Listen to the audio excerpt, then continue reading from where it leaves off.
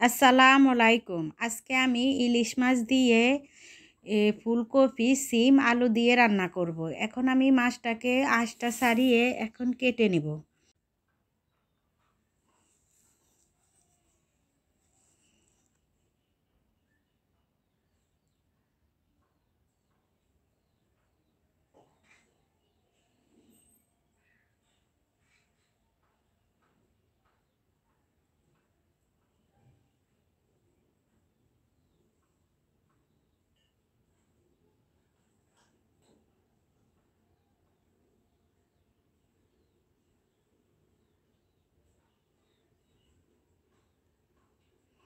আমার মাছ কাটা হয়ে গেছে। এখন আমি মাছটাকে ভালো করে পরিষ্কার করে ধুয়ে লবণ হলুদ দিয়ে মেখে লাল লাল করে ভেজে নেব।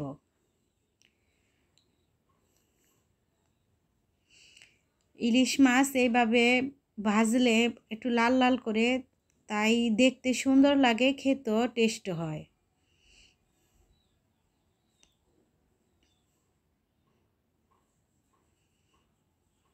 আমার মাছটা ভাজা হয়ে গেছে, এখন আমি উঠিয়ে নেব। আমি এখানে কড়াই বসিয়ে দিয়ে 2 টেবিল চামচ তেল দিয়ে দিলাম। তেলটা দিয়ে আমি পেঁয়াজ দিয়ে ভালো করে একটু লাল লাল করে ভেজে নেব। আমার পেঁয়াজটা ভাজা হয়ে গেছে, এখন আমি 1 চামচ আদা রসুন বাটা দিয়েও একটু ভেজে নেব। আমার ভাজা হয়ে গেছে, এখন আমি একটু পরিমাণ মতো পানি দিয়ে দিলাম। দিয়ে আমি এখন একে একে মশলা দিব। আমি স্বাদ মতো লবণ দিয়ে দিলাম, 1 চামচ হলুদের গুঁড়া, 2 চামচ মরিচের ফাঁকি, 1 চামচ ধনিয়ার গুঁড়া, 1 চামচ জিরার গুঁড়া দিয়ে আমি ভালো করে কষিয়ে নেব। আমি ভালো করে কষানোর জন্য আবারও একটু গরম পানি দিয়ে দিলাম। গরম পানিটা দিয়ে আমি ভালো করে মশলা কষিয়ে নেব। মশলা যত কষাবেন ততই তরকারির স্বাদ বেশি হয়। আমার মশলা কষানো হয়ে গেছে, এখন আলু, সিম, ফুলকপিটা দিয়ে আমি ভালো করে কষিয়ে নেব।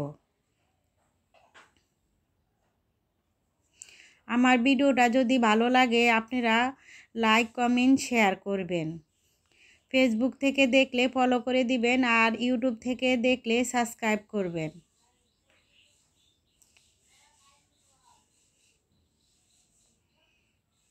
আমার তরকারিটা কষানো হয়ে গেছে, এখন আমি তরকারিতে পানি দিয়ে দিলাম। দিয়ে আমি মাছটা দিয়ে দেব।